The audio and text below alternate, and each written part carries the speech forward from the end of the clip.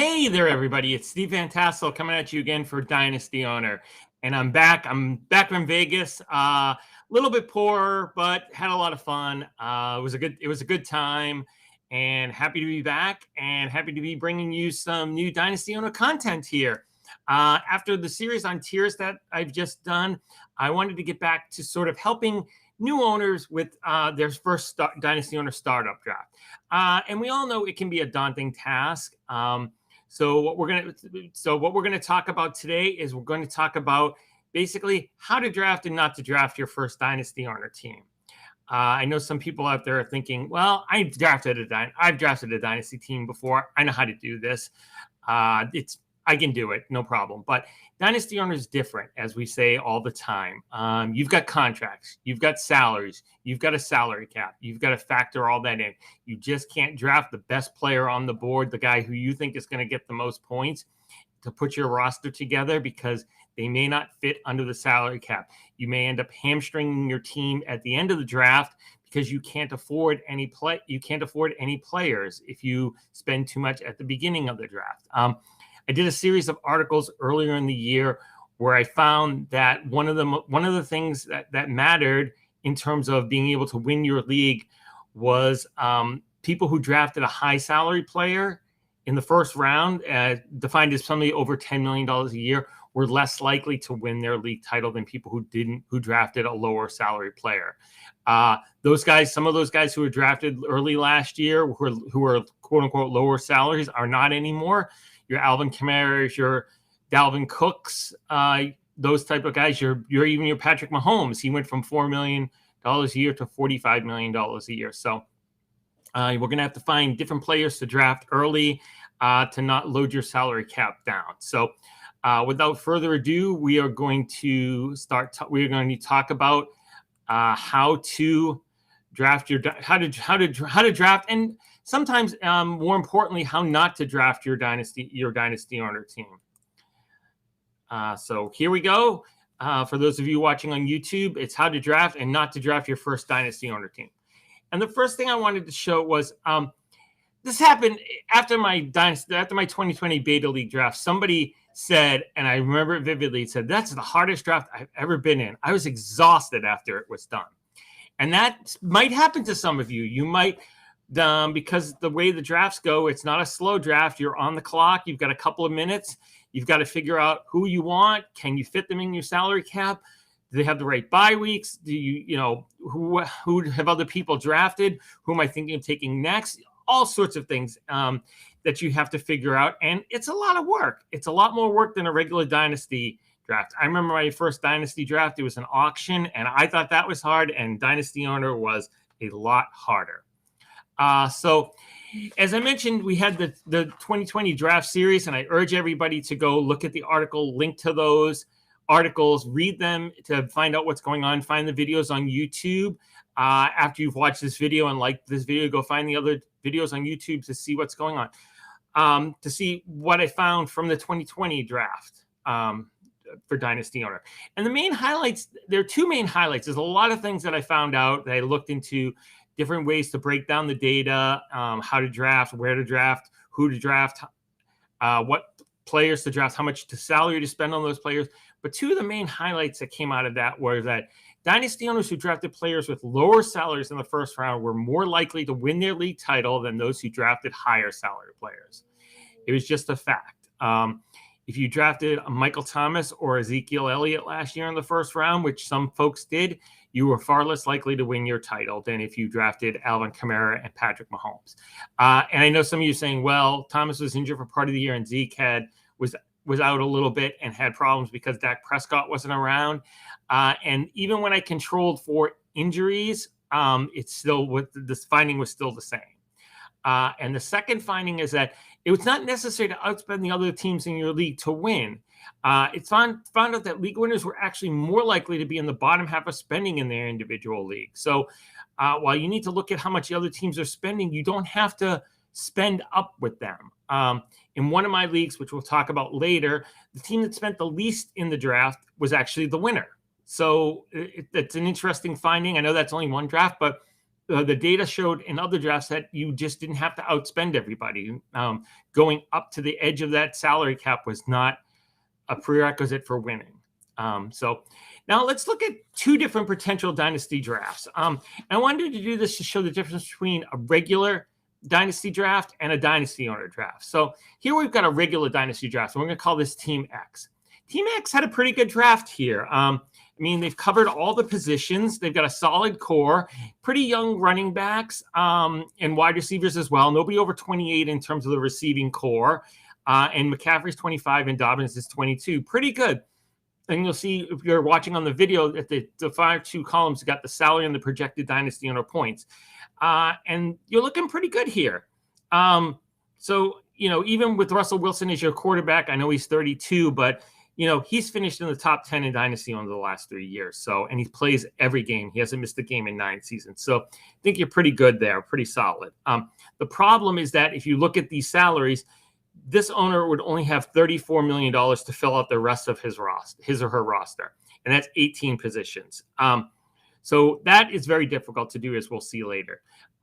So in contrast, we have somebody who drafted using like dynasty owner ADP. This team here did regular draft ADP, dynasty draft ADP. But in dynasty owner, we got Team Z. You'll notice the points were a little bit lower, to be honest. I mean, you're not going to get as many points, but the salaries are also a lot lower. We've only spent $59 million here. And you've got a little bit younger running backs. All of them are 22. Davante Adams is the same age as Cooper Kupp and Darren Waller on the other team. And you got Ryan Tannehill as your quarterback. Again, he's 33, but that's okay. You're spending your money on the quarterback here. So this is a solid start.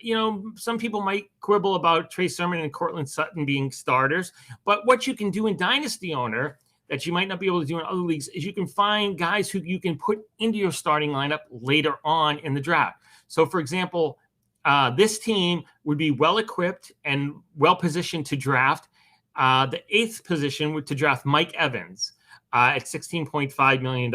And suddenly you've got Mike Evans in place of either Trey Sermon or Cortland Sutton. Which gets you a lot more points. It gets you about 30 more points in Sutton and 50 more points in Sermon projected. We don't know what's going to happen.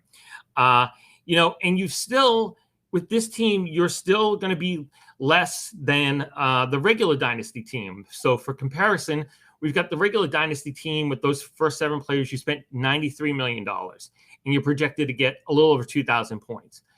With Team Z, the dynasty owner drafted team, you've got 8 players. It's just under $76 million and just a little over 100 fewer points. But what you've done effectively is you've left a lot more money available to you to draft the rest of your team. And so that puts you in a better position. And the difference mainly comes from the first pick, mainly from taking Jonathan Taylor versus Christian McCaffrey. The difference in salary of those guys is about $14 million, and the difference in salaries drafted here is about 17.5. So it's almost all goes to the first round draft pick, which I think shows the value of taking somebody, the quote unquote value with your first pick, the lower salary guy who may not get the exact number of points as a Christian McCaffrey, Jonathan Taylor, but it's going to cost you less, and that's going to give you more room at the end to draft quality players. And what not to do. We're going to talk about what not to do. And this is the 2020 version. And this is a draft that happened in one of my leagues where I think the person, while knowledgeable about Dynasty, was not knowledgeable about Dynasty Owner and just drafted like a regular Dynasty league. And it ended up catching up to him at a certain point. And I think it makes a good argument for drafting value here at certain positions that this draft didn't do. So the first 5 picks for this team, we'll call them Team F, were pretty good. I mean, they went with Alvin Kamara, Davante Adams, and Josh Allen. Basically, they got the running back 1, wide receiver 1, and quarterback 2 in Dynasty Owner points in the first 3 rounds. And then to round out the first 5 rounds, they took DK Metcalf and Todd Gurley. They were doing well. They spent about $28 million here. And they were about in the middle of the pack of salaries after the first 5 picks. But then came round 6 through 8, and where they kind of blew up the team and their salary cap. In round 6, they took Julio Jones and his $22 million salary. In round 7, they took Russell Wilson, a second quarterback at $35 million. And in round 8, they took Le'Veon Bell, who at the time was making $13 million for the Jets with their number 8 pick. So by the time we got to their first 10 picks, as you can see in yellow, they had spent on their first top 10 picks over $100 million. They spent $101 million. And that was out of a salary cap of $110 million. So for those 3 players that they drafted in the 6th through 8th round, Julio Jones, Russell Wilson, and Le'Veon Bell, they spent almost over $70 million, which was about almost 2/3. It was like 64% of the salary cap. And you just can't do that. And what that ended up doing is that ended up hamstringing the rest of their team. And they only had, for their last 15 picks, they only had a little under $9 million to spend on 15 players, which is about $585,000 per player. So what that team ended up having to do was they ended up having to draft 3 guys who were on the COVID list and weren't going to play in 2020 to get their $150 million salaries. And then they just couldn't find guys to spend. They had to spend money on the cheapest guys they could possibly find. So what ended up happening was that while the team had the number 1 running back, Alvin Kamara, the number 1 wide receiver, Devontae Adams, and the number 2 quarterback in Josh Allen, they finished on only 3rd place and were knocked out in the first round of the playoffs. So now we're going to look at what not to do versus what to do, sort of the 2021 version. And this is current drafts. This is a draft that I found on Dynasty Owner. Some players did it. And we're going to have Team A versus Team B. And Team A and Team B picked back to back, which makes it good for analysis. As we can see, Team A went with Kyler Murray. Team B went with Patrick Mahomes. Direct opposites on the sort of the first round draft pick philosophy. Mahomes is $45 million, the most expensive player in Dynasty Owner, while Kyler Murray is $8.9 million. Now, with Mahomes, you're going to get 50 more points projected for the season, but it's going to hamstring your team for the rest of the draft. And as you can see, when we compare the drafts, after the first 4 picks here, we've seen Team A drafted only $40 million in salary, whereas Team B drafted $74 million in salary. And most of all that can be directly attributed to Mahomes versus Kyler Murray. So, I mean, the attitude might be, well, I want Patrick Mahomes. I want those points. What could I do differently? Well, what you could do is what I have here is the Team B substitution. In place of Patrick Mahomes and his $45 million salary, that this person could have taken Justin Herbert and his salary of $6.6 million a year. They're going to get fewer points, about 60 fewer points, but they're going to save over $38 million in salary. And you might be wondering, well, would those players be available? In this particular draft, Herbert was available. The person who took Mahomes with their first pick could have easily have taken Herbert, and he was available. And what would have ended up happening was suddenly Team B has taken less in their first 4 players' salaries than Team A, and they still have more Dynasty Owner fantasy points. Admittedly, it's only 25, but they have more flexibility later on in the draft to take some high quality guys. You might be thinking to yourself, well, what could you get? What could happen? Well, when you compare these draft salaries, you'll see that after the top 10 picks, Team B had spent $103 million out of the $127.75 million salary cap. After those top 15 picks, that team had only about $6 million left, and they ended up spending right up to the cap, whereas Team A still has some money left. They've got a little under $5 million left.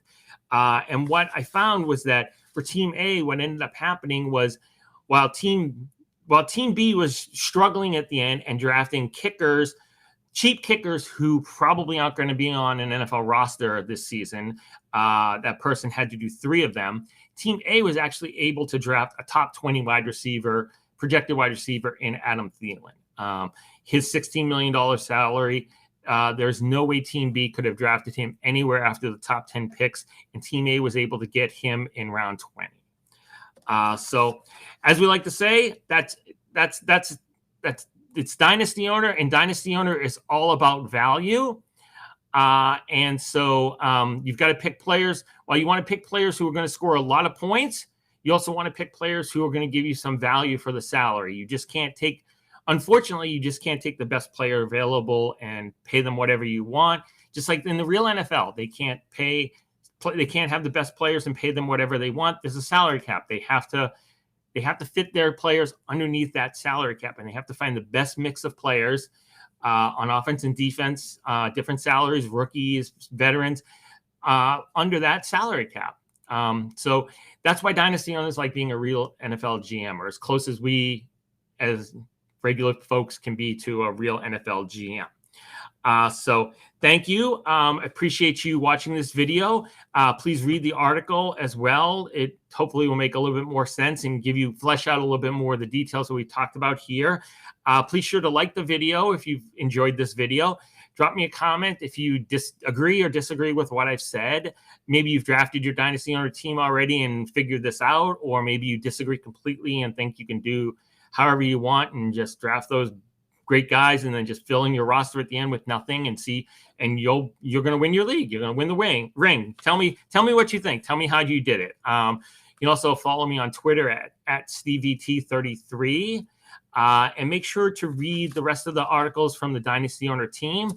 You've got Matt the Jerk at Dynasty Jerk, who's been doing his weekly look at different teams that come out on Monday. And you got Jay Pounds, our rebuilder, Jay Pounds NFL, who's showing you how to rebuild your Dynasty Owner roster on Friday. Be sure to check out, hopefully you watched the live stream, which should have appeared right before this video appeared. If not, go back and watch that too. Tim and I are going to break down some drafts and talk about what Dynasty Owners want to talk about. So it's always fun, always entertaining, and we appreciate everybody as Dynasty Owners, and hope to have you read the article, watch the video, and thanks for being a part of this great platform. We appreciate it. Have a great day. Hopefully I see you on the live stream at 2:00. Thanks a bunch. Have a great day. Bye.